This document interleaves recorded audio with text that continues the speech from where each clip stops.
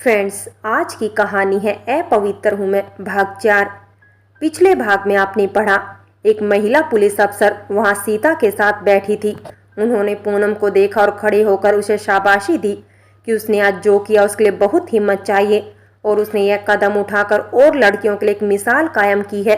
पूनम ने उन्हें मुस्कुराकर धन्यवाद कहा और अपने मामा के खिलाफ लिखी अर्जी पर दस्तखत कर दिए। जैसे ही उसने दस्तखत किए, सुनील अपनी पत्नी के पास गिड़गिड़ाते हुए बोला, मैंने कुछ नहीं किया, यह पूनम की साजिश है। मेरा यकीन करो, मैं मानता हूँ कि मैंने जो किया गलत किया, लेकिन मुझे यह करने के लिए हमेशा पूनम ने उकसाया था। मैं सच कह रहा हूँ, मेरा यकीन करो। इतना कह सुनील ने अपनी पत्नी के हाथ पकड़ लिए। अब आगे। सीता कुछ देर तो यह नाटक देखती रही, फिर अपने हाथ छुड़ाते हुए बोली, पूनम 15 साल की थी बस जब तुमने उसके साथ।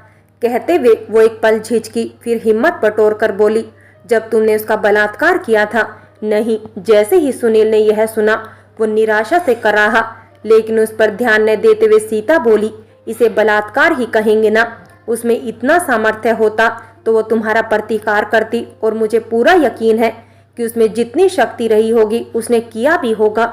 लेकिन पूनम तो क्या, जितनी भी औरतें जिनके साथ यह हादसा होता है वो कहाँ कर पाती है विरोध। उनमें न तो इतना शारीरिक बल होता है और न ही मानसिक। हर कदम पर डर डर कर रहना सिखाते सिखाते हमारी बेटियां अपने ही घरों में उन मर्दों की हवस का शिकार होने लगती है जिनके पास उनकी सुरक्षा का जिम्मा होता है। फिर पूनम तो हर तरह मजबूर थी। उसकी माँ ने उसे हमारे घर पढ़ाई करने भेजा था ताकि जो उन्होंने झेला है वो पूनम ना झेले, और तुमने उसकी मजबूरी का यूं फायदा उठाया। तुम्हें शर्म नहीं आई उसके साथ ऐसा काम करते हुए? तुम भी तो एक बेटी के बाप हो। क्या पूनम के साथ यह घिनौना काम करते एक बार उसका चेहरा तुम्हारी आंखों में नहीं घूमा? कहते हुए सीता का गला रुंध गया। उसकी आंखें आंसुओं से धुंधलाई सी हो गई तो उसने अपनी आंखें पोंछी और बोली, तुम्हें इसकी सजा भुगतनी होगी। इसके सिवा इस पाप का कोई प्रायश्चित नहीं है। अपनी पत्नी के मुंह से यह सुनते ही सुनील इसके पैरों में गिरकर फूट फूट कर रोने लगा और अपने किए की माफी मांगने लगा। सीता ने एक नजर पूनम और मुकेश पर डाली और बोली, ऑफिसर ले जाइए इन्हें, अब इनकी यहाँ किसी को कोई जरूरत नहीं। इतना कह सीता उठी और खुद को जाकर कमरे में बंद कर लिया। पुलिस ने सुनील को उठाया और अपने साथ ले गई। पूनम ने मुकेश को देखा और बोली, मुझे लगा कि आप नहीं आओगे, मैं बहुत डर गई थी। तुमने आज जो किया, जिस हिम्मत से किया पूनम, मुझे गर्व है तुम पर। अगर आपका मैसेज ना आया होता तो मैं कभी नहीं कर पाती, और फिर मैं नहीं जानती यहाँ क्या हो जाता, पूनम ने कहा और मुकेश के सीने से लग गई। मुकेश उसे बाहों में थामे कुछ देर सहलाता रहा, फिर उसे खुद से दूर कर उसकी आंखों में आंखें डालकर बोला, घर चले हम, लेकिन अपने घर। मुझे अब कभी माँ के घर भी नहीं लौटना, पूनम ने धीमे स्वर में कहा। तो मुकेश ने उसके बाल सहलाए और बोला, ठीक है, लेकिन क्या तुम अपने पिता से भी नहीं मिलना चाहती? नहीं, उन्होंने हमारी जिम्मेदारी एक पिता की तरह निभाई ही कब है। अगर उन्होंने अपनी जिम्मेदारी निभाई होती तो क्या मुझे यहाँ आकर रहना पड़ता? क्या यह मेरे साथ? कहते हुए पूनम चुप हो गई। उसका दुख उसे इससे ज्यादा बोलने नहीं दे पाया। मुकेश ने पूनम के सर पर हाथ फेरा और घर वापस जाने के लिए बाहर निकल ही रहे थे कि सुनील की बेटी ने आकर उसे बताया कि उसे और मुकेश को अंदर उसकी माँ ने बुलाया है। पूनम ने मुकेश को देखा तो उसने अंदर जाने को कहा। पूनम ने गहरी सांस भरी और अपने पल्लू से आंसू पोंछ अपनी मामी के कमरे की ओर बढ़ गई। जैसे ही पूनम ने कमरे में कदम रखा, उसने देखा कि सीता अपने पलंग के सिराने सिर झुकाए बैठी है। जिस मामी को उसने हमेशा हंसते देखा था, उसे देख यूं लगता था जैसे कोई तूफान उनके चेहरे से सारा नूर उड़ा ले गया हो। सीता ने उसे नजर उठाकर देखा और अपने पास आकर बैठने को कहा। पूनम हिचकते हुए उनसे कुछ दूरी बनाकर बैठ गई।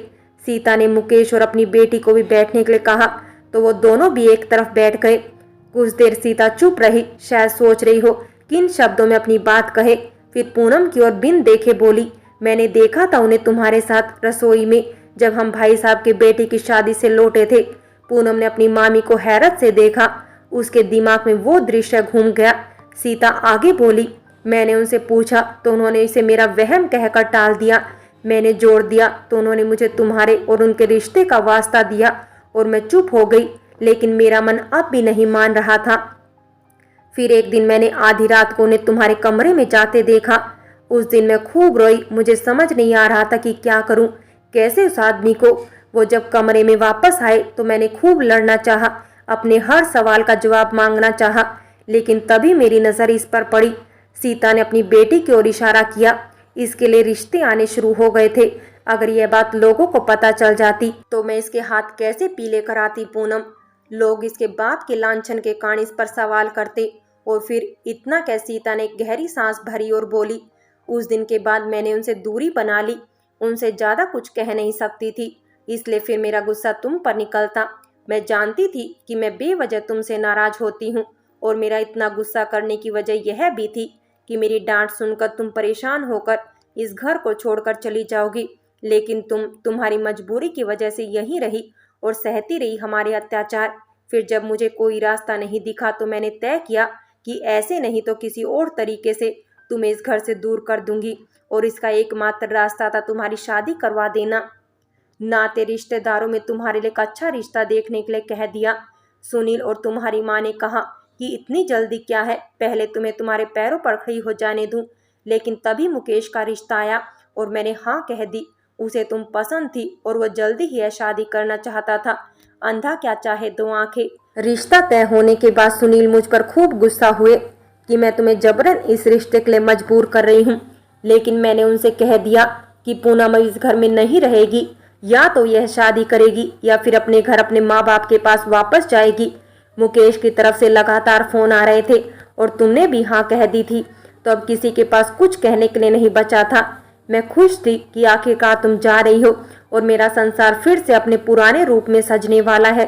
सीता ने एक बार फिर पूनम को देखा और उसकी आंखों से उमड़े गुस्से और नफरत को देखकर बोली, तुम सोच रही होगी कि मैं कैसी औरत हूँ, कैसी माँ हूँ, जो इतना कुछ जानने के बाद भी तुम्हारे साथ हमदर्दी की जगह तुम्हारा अपमान करती रही। लेकिन पूनम, शायद सब माएँ ऐसी ही होती हैं।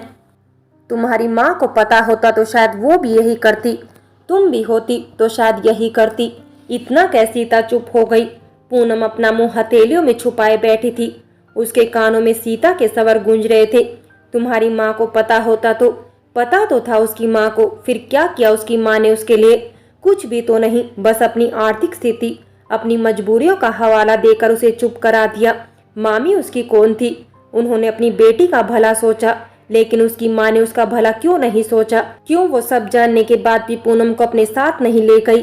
पूनम को यूं खोया हुआ देखा तो मुकेश ने उसके करीब जाकर उसके कंधे पर हाथ रखा। पूनम ने उसे यूं चौंक कर देखा जैसे किसी उसे सोते से जगा दिया हो। मुकेश ने उससे घर चलने का पूछा। पूनम ने एक नजर अपनी मामी पर डाली और फिर मुकेश को देखकर उठ खड़ी हो गई।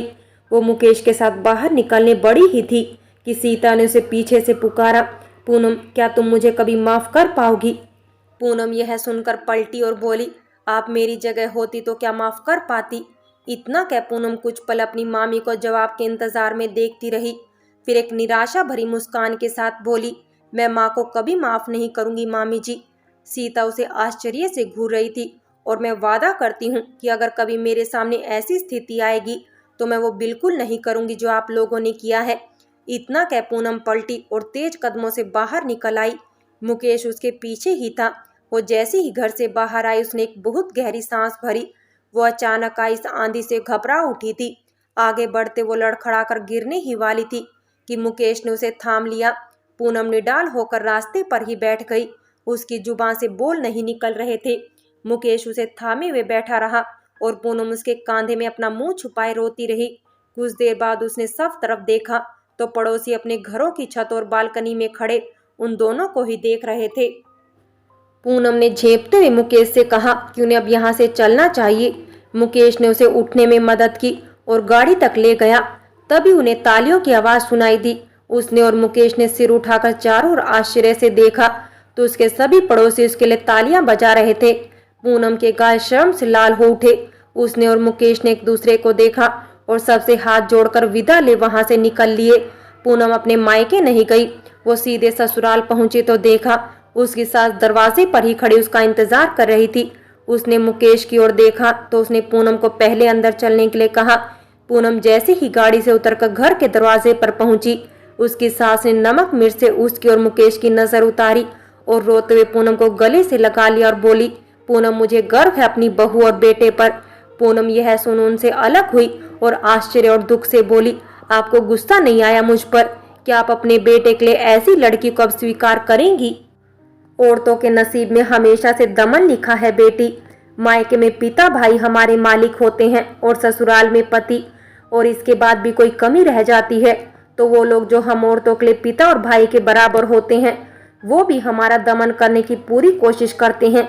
बस फर्क इतना होता है कि कभी हम बच जाते हैं और कभी नहीं।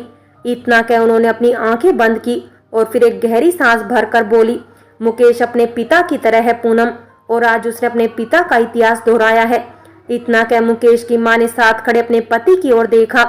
पूनम आश्चर्य से कभी अपनी सास को तो कभी मुकेश को देखती रही। मुकेश ने उसे अंदर चलने को कहा तो वह अंदर जाने के लिए बढ़ गई, लेकिन उसके दिमाग में अब भी मुकेश की मां की बात गूंज रही थी। पूनम आगे बढ़ी, उसने और मुकेश ने उनके पैर छुए तो उन्होंने उन दोनों को खूब आशीर्वाद दिया और बधाई देते हुए बोले, तुम दोनों ने जो किया उसके लिए बहुत हिम्मत चाहिए। फ्रेंड्स, क्या पूनम कभी जान पाएगी कि उसकी सास के साथ क्या हुआ था या नहीं? जानने के लिए कहानी का अगला भाग अवश्य देखें और इसी तरह की मजेदार कहानियां सुनने के लिए प्यार भरी कहानी चैनल को सब्सक्राइब करें।